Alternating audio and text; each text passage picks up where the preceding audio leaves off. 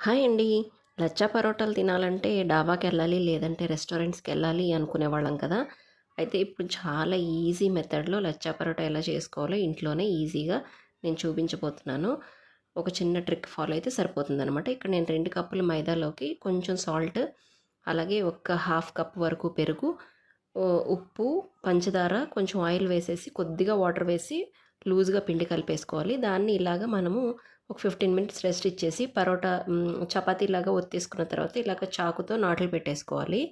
తర్వాత ఇలాగా ఈ చపాతీ మొత్తాన్ని ఇలా దగ్గరకు తీసేసుకొని పొడవుగా ఇలా చేసుకున్న తర్వాత మనం చపాతీ ముద్దని ఎలా అయితే చేసుకుంటామో అలాగా రౌండ్‌గా చుట్టుకుంటూ రోల్‌లాగా చేసుకోవాలనమాట. ఇక్కడ చూపిస్తున్నట్టుగా.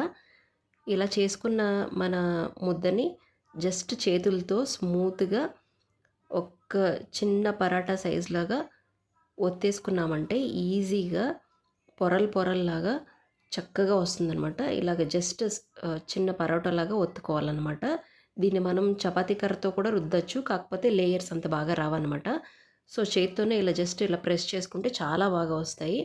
ఒక సైడ్ ఫ్రై అయిన తర్వాత కొంచెం ఆయిల్ గానీ, నెయ్యి గానీ వేసుకొని రెండో సైడ్‌కి ఫ్లిప్ చేసేసుకోవడమే. ఒకసారి మీరు తీసి చూసారంటే గనక మంచిగా లేయర్స్ వస్తాయి. నాన్ వెజ్ కర్రీతో తింటే చాలా బావుంటుంది.